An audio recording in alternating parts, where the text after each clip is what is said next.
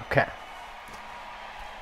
Hello there, and welcome to another episode of Highway Hypnotics. I'm your host, Danny Golden. Today we're going to be doing a Billy Strings concert review. We're going to be doing last May the 11th, more notoriously known as Red Rocks. It was just crazy rainy that day. I was lucky enough to actually be able to go to this show with my mom. My mom called me earlier that day and kind of just was asking, hey, do you have tickets? I didn't have any tickets, but they were popping up like crazy because it was so rainy. So she reached out and was like, hey, I want to go. We ended up going, got there about an hour before showtime, grabbed our poster, posted up, and frankly, it was probably the wettest and coldest that I've ever been. I'm pretty sure I actually got hypothermia that night, but we'll get into it. It was a phenomenal show. I was happy to be there. It was 46% covers, which leaves 54% left for originals, and it was a heavily rain-related set. So diving in, out of the opening, kind of the first sound we got out of those speakers, it was this really cool synthy type note from Bill. I think what he was doing was just kind of matching the eerie, cold vibe of the day. It was rainy. A lot of people were like, I don't know, that pre-show confusion. Maybe people took drugs and it was weird with the rain, but Bill came in and kind of matched that. And what they did is just kind of started their classic bluegrass tuning. So that felt nice. Kind of all of a sudden it wasn't so bad to be out in the rain. A moment of silence before the start of the show. It was preceded with a little hello there from Bill. Hello there. Love hearing Bill talk. And for me, it kind of reminded me of a mix between Obi-Wan Kenobi from Star Wars with him saying hello there. And Paul Hoffman from Green Sky Bluegrass, because every time he comes on to a show, you know, he does that whole good evening, you know. So what they started off with was a tune called Cold on the Shoulder. It's a Gordon Lightfoot tune. It's real high tempo. It kind of immediately got everybody just jumping around, kind of boot stomping and getting going. Again, being in the rain, it was just so cold. It felt nice to really get moving, and everyone was hype and hooting and hollering. And really, the rain just didn't seem so bad. And this was actually the one and only time they played Cold on the Shoulder in the year 2023. So one time playing that year is really cool to catch that. Cool moment to catch on the soundboard too. Failing takes the lead solo on banjo, and they build up this incredible energy and segue straight into On the Line. So, On the Line, it's Billy Strings original. It's from the album or EP Turmoil and Tinfoil. I thought it was really cool because, you know, you have those people who might have found bluegrass through Billy Strings, and then there's the vice versa. They found Billy Strings through bluegrass. So you could kind of tell there was those people in the beginning who are just loving it, just bluegrass fanatics, and they're loving everything about it. And then right when it switched to a Billy Strings song, you could tell kind of there were those people who were there who had just heard of Billy Strings, or maybe had a friend bring them by and say, hey, you got to check out this guy Billy Strings. And it was nice and familiar, and everybody was singing along and hooting and hollering. I really do think the high tempo, kind of high energy was just a good call for that show. Really just getting people going. Again, I'll say it a million times, it was a downpour rain. Everybody was completely soaked. So good call on the band to just go for something real high energy right off the top. So this is actually Alex Hargrave's first performance at Red Rocks, and I really think that his talent is just kind of standing out here. I think they wanted to showcase him to Red Rocks because, you know, it's one of those things where prior to Alex on the fiddle coming into the band, nobody thought we were missing anything. You know, the band was just kind of at their peak and still rising. And then you bring in this fiddle player, Alex, who's just highly talented and educated in the field. And he brings in just this magnificent depth, whether it's during the solo and the breaks, or whether it's just kind of in the background as like a rhythm or filler, if you will. I love seeing him now and really couldn't imagine it any other way. At the end of On the Line, they do this classic fake out type deal where, you think they're coming down, they go down the line, kind of finish the song, and then they blast off straight into what I recently found out is actually train 45. So as everyone's kind of winding down, hey, the song's over, they blast you off. Billy Phelan takes you off on this wild train ride, if you will. And that's when I really heard the crowd just jumping on their feet and yelling and going crazy. And you can hear it in the soundboards too. It's just people going nuts. And I love that little fake out that they do. And it's become a standard on all the times I've seen it, at least. And at the end of it, Bill addresses the venue, just says, what's going on, Red Rocks? How you feeling tonight? And everybody loves hearing Bill, and everyone's replying and saying they're good, even though it was so rainy and so miserable. If we weren't at a Billy Strings show, it'd be a far more miserable. So at this point, I think the band, they kind of empathized with the crowd. They shifted into a much more slow song, lower tempo, Dreadful Wind and Rain. It's actually a murder ballad. It dates back to the 1600s. Everyone loves a good murder ballad, and this one really made sense for the infamous rain rocks, dreadful wind and rain. Everybody was feeling the same thing.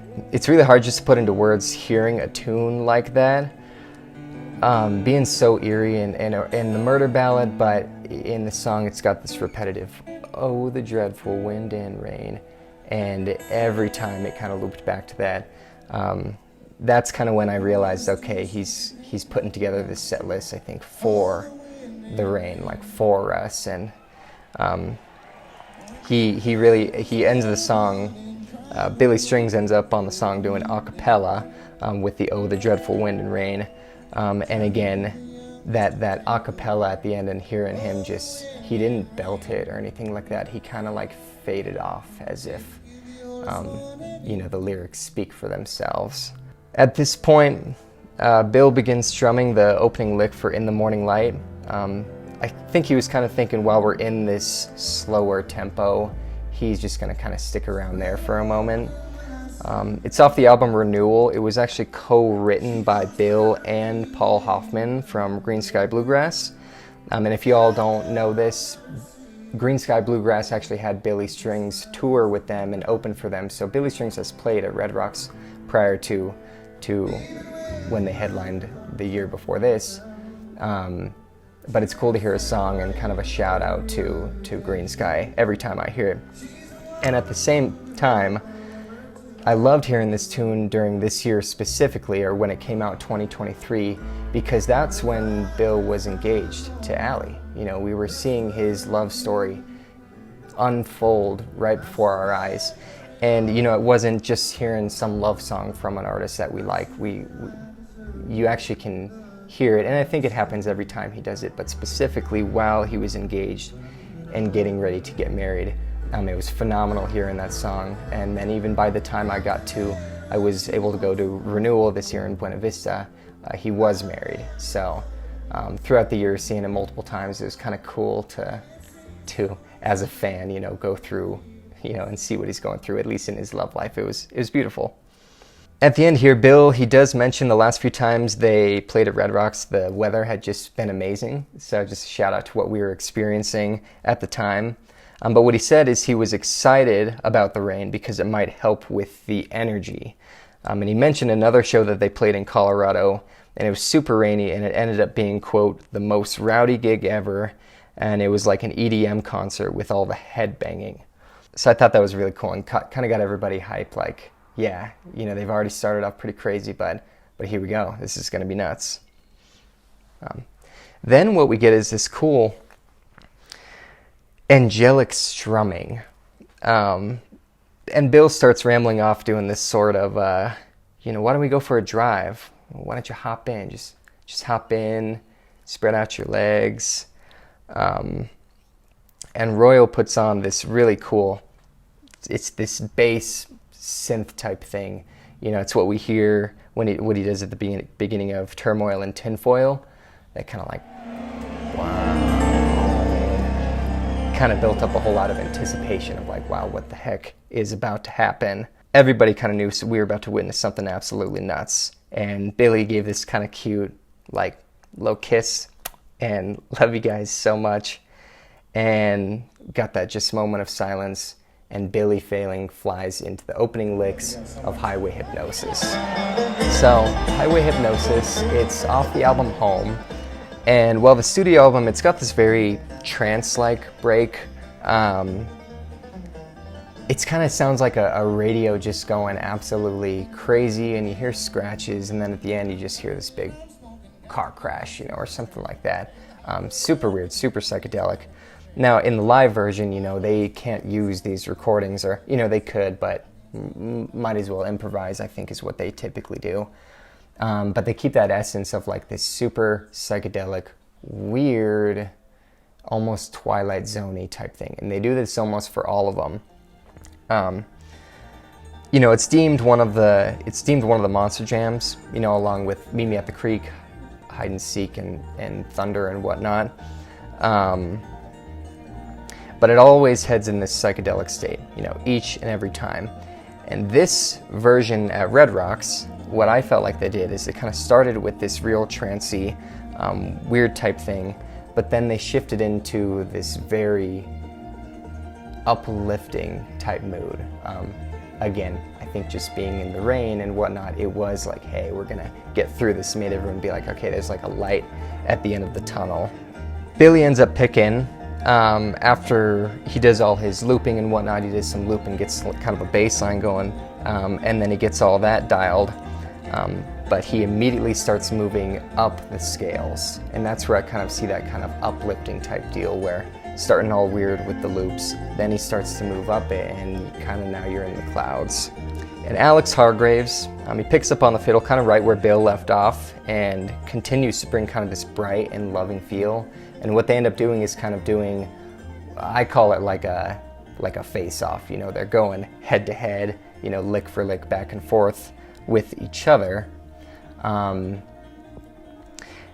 Tension starts to build up right when you think they're going to be heading into the end, that second portion of Highway Hypnosis. That's when they kind of shift things up, and they actually head into I'll Be Gone a Long Time. So, I'll Be Gone a Long Time, it's an unreleased original by Billy Strings. In classic Billy Strings fashion, he goes ahead and he changes the lyrics, heading out to Red Rocks 2 shows in a row.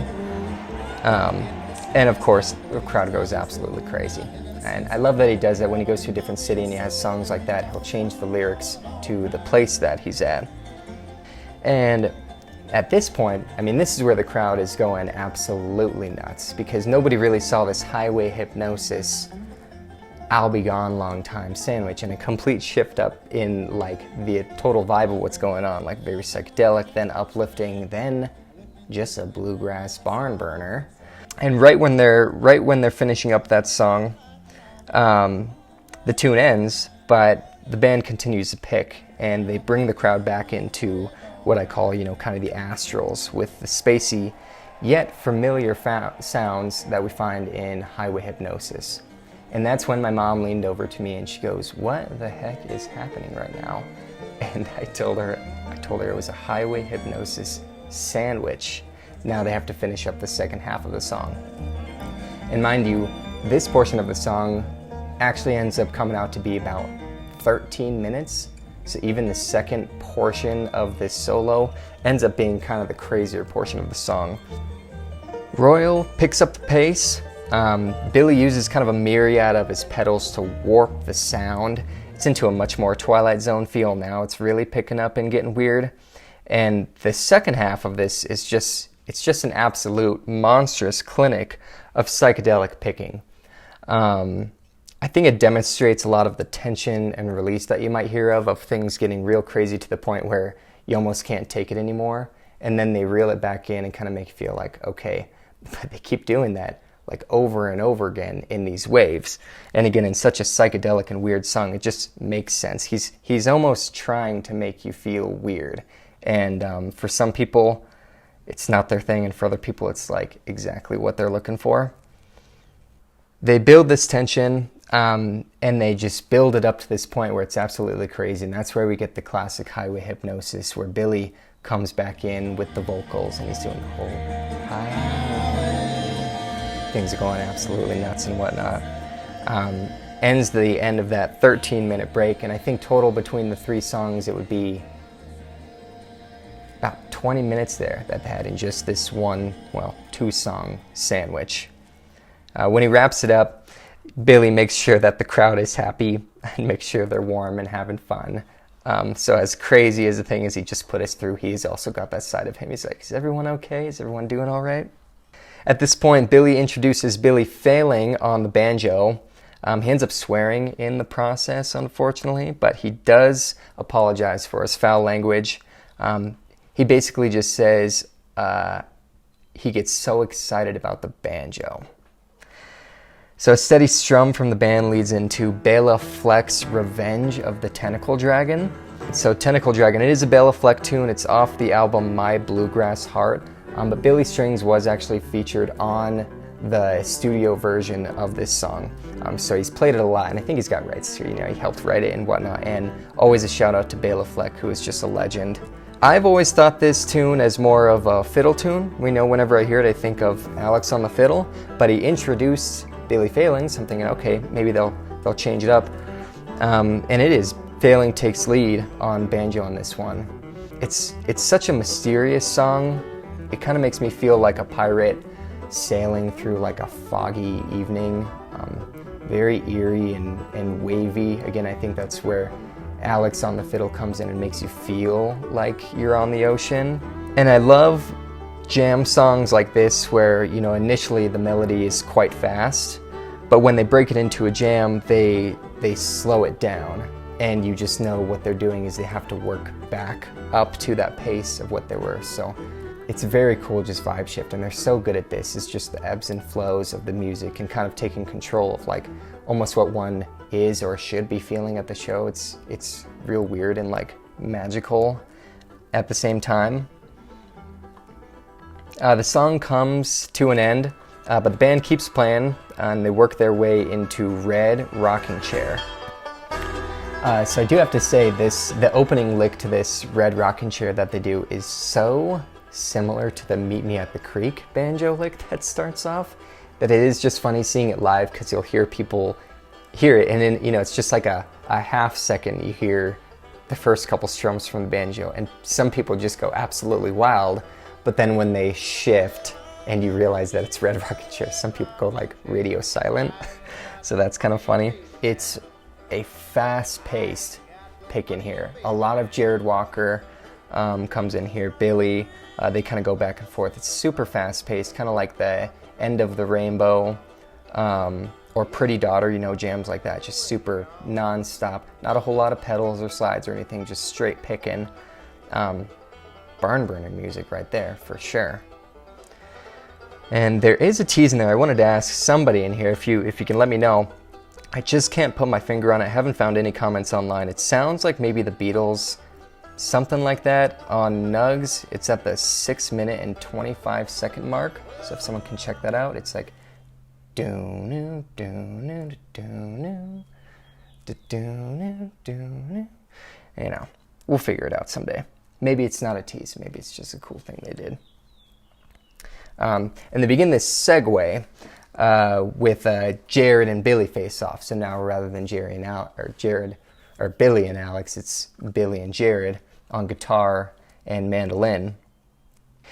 Jared takes the reins by the end of it, and he sends us into Everything's the Same. So Everything's the Same is an original, Billy Strings original, but it was written by Jared Walker himself. Now they got a few lyric changes in this, which are pretty cool. That in classic fashion, you know, I'm going to Red Rocks, I'm going to Maine. But then they also switch up, I'll drink your whiskey, I'll smoke your weed. This time tomorrow, I'll be right here indeed. So a few things I want to tap on. It was kind of a shout out to the venue, obviously Red Rocks that we're at. The fact that he's in Colorado, I'll smoke your weed, instead of drink the beer. That's kind of the original lyric. And this time tomorrow I'll be right here indeed, because this was the first night of a 2-night run at Red Rocks at least, and then third night at Mission. So that was kind of cool, you know, really simple change, but also I love hip hop and rap and whatnot. I like those like double entendres. I'm like, all right, way to go, Bill. And being such a big fan of Royal Massat on the stand-up bass, I do love songs like this where it's kind of guaranteed that he gets his own break. So we get to hear the Royal Massat break on this one. And gosh dang, it sounds so good at Red Rocks. Billy banters about meeting some fans at REI, which is pretty cool.